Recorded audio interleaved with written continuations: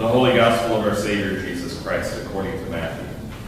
Glory to you, Lord Christ. As Jesus was walking along, he saw a man called Matthew sitting at the tax booth, and he said to him, "Follow me." And he got up and followed him. And as he sat at dinner in the house, many tax collectors and sinners came and were sitting with him and with his disciples. When the Pharisees saw this, they said to his disciples, "Why does your teacher eat with tax collectors and sinners?" But when he heard this, he said, "Those who are well have no need of a physician, but those who are sick. Go and learn what this means. I desire mercy, not sacrifice. For I have come to call not the righteous, but sinners."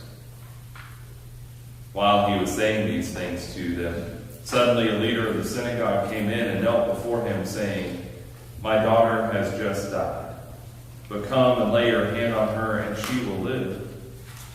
And Jesus got up and followed him with his disciples.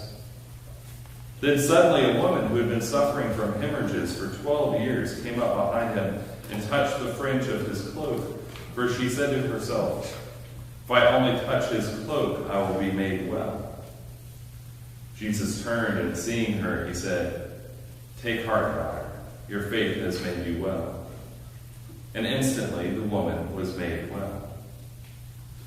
When Jesus came to the leader's house and saw the flute players and the crowd making a commotion, he said, "Go away, for the girl is not dead, but sleeping." And they laughed at him. But when the crowd had been put outside, he went in and took her by the hand, and the girl got up. And the report of this spread throughout that district. The Gospel of the Lord. Praise to you, Lord Christ.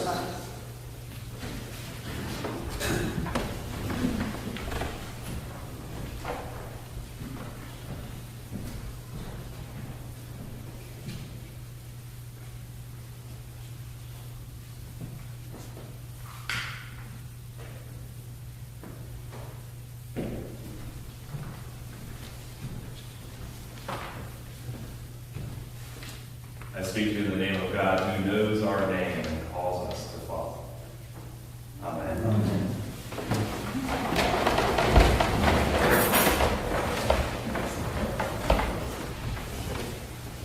Well, what an interesting selection of readings we have today. I'm curious, if we can talk about this at breakfast, I'm curious about which ones kind of capture your heart. Because there's a lot going on in these, isn't there? Yes. Yeah.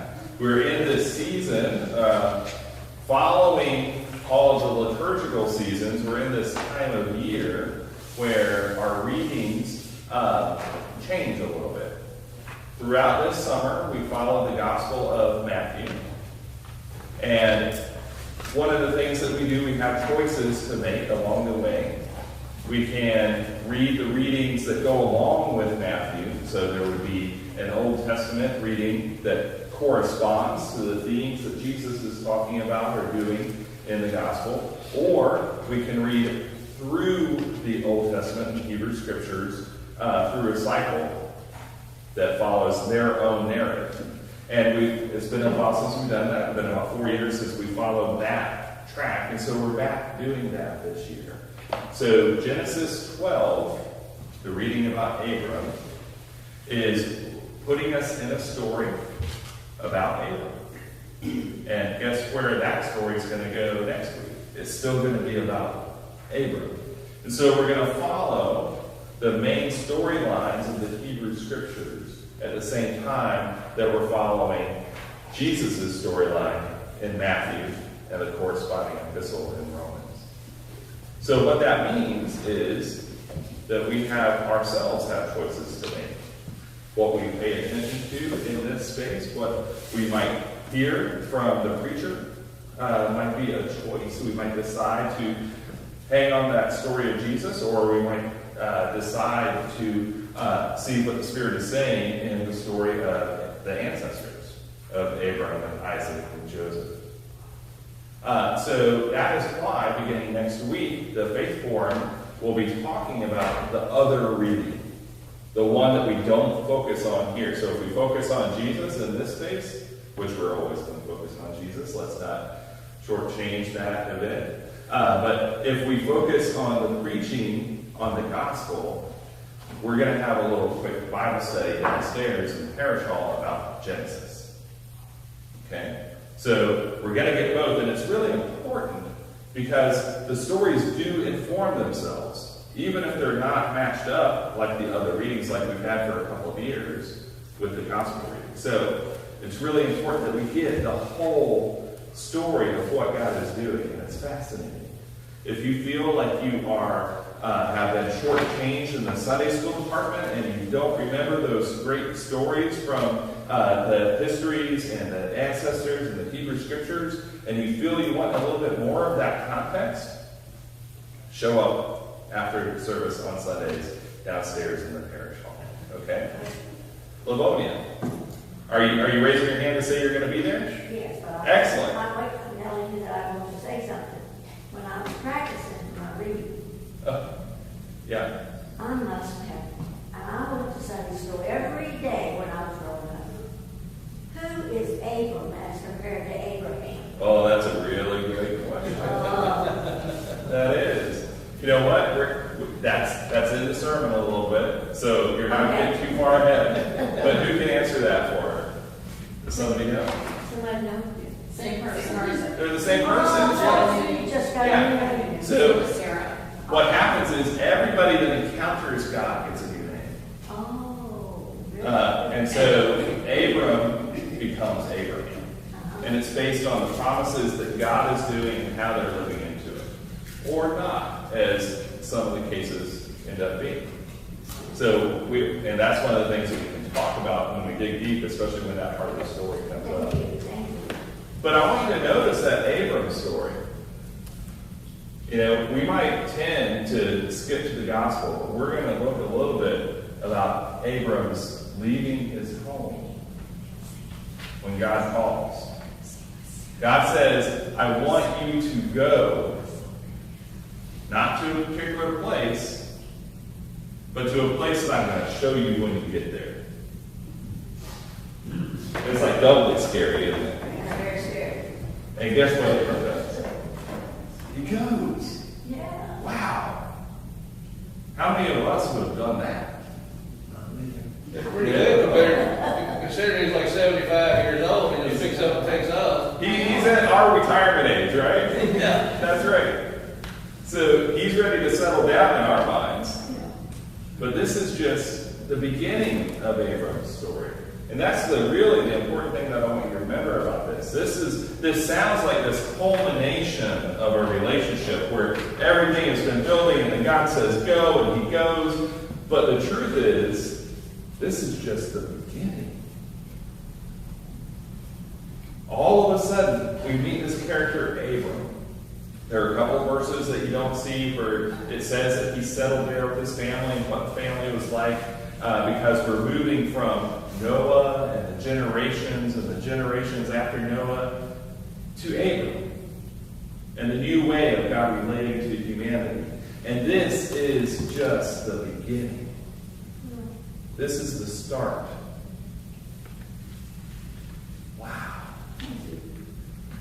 It blows your mind because you think that this is someone who is like well formed in faith and someone who maybe has this strong relationship that we've been able to witness grow and bloom and blossom, but it's not.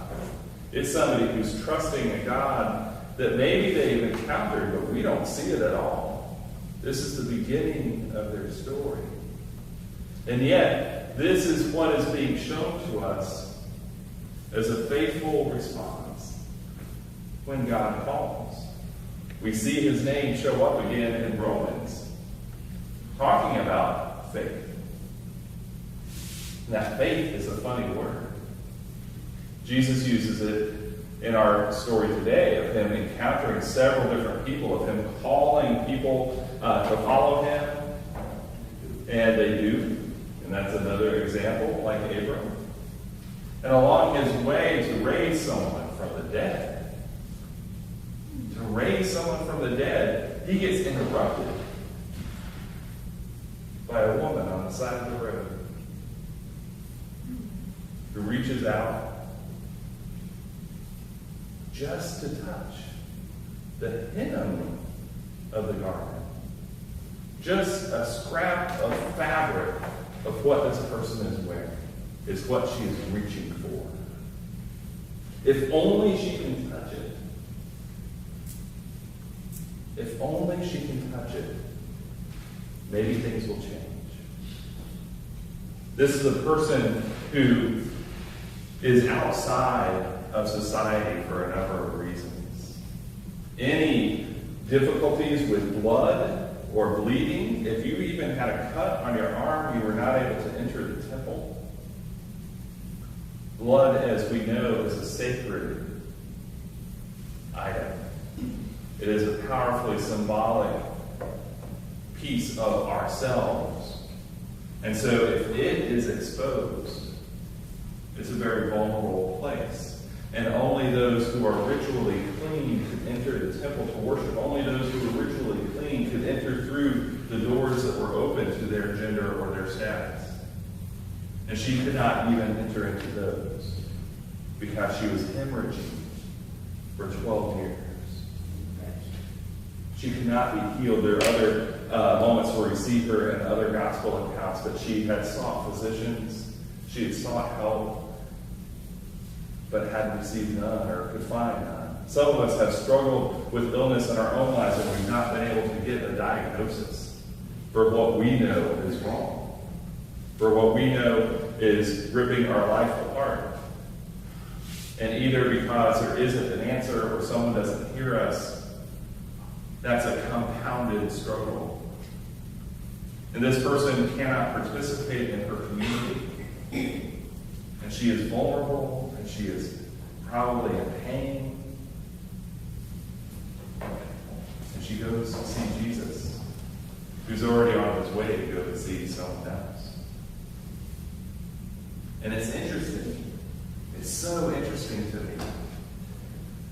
When she touches his cloak, when she touches that garment, he turns around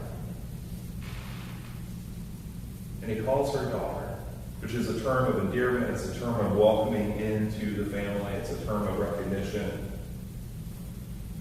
And he says, "Daughter, your faith has made you well."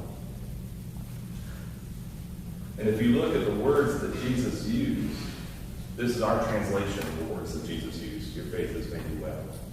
But if you look at the words that Jesus uses, he says, your faith has saved you. For Jesus and for that whole first century time, salvation and wellness were the same thing. Salvation and wholeness were the same thing. A pie, here we're going to talk about pie again, that is round, that has a piece cut out, that is no longer whole. But to be made whole and have to be made complete again, right?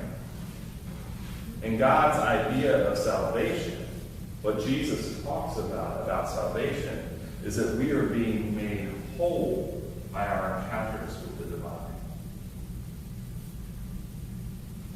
We are being stitched back into the wholeness that God desires for us. And we can talk about what that looks like by going all the way back to the beginning, to creation, to being in union with God, to walking with God, to being at one with the God who made us, with God's own breath. That is salvation. That is what this woman received. Wholeness not just of body, but of mind and spirit and community and identity. And Jesus says, your faith has done that. And we struggle sometimes. Maybe we don't struggle enough, probably is the proper way to put it, with that idea of faith. For many of us, faith is a statement of belief. Faith is the thing that we believe that is the right thing to believe, that gets us closer to God. And yet, if we look at these scriptures, it doesn't seem that God is saying that. Abram's faith looked like leaving home. The woman's faith looked like reaching out, almost in desperation. Our faith is not necessarily what we believe, but how we practice our life in the light of the God that we come to know. Faith is a practice. Faith is a response that we have to the God that we are encountering. And sometimes that shows up in our lives because all we can do is reach out to the God that we hope is still there. And sometimes it's leaving home.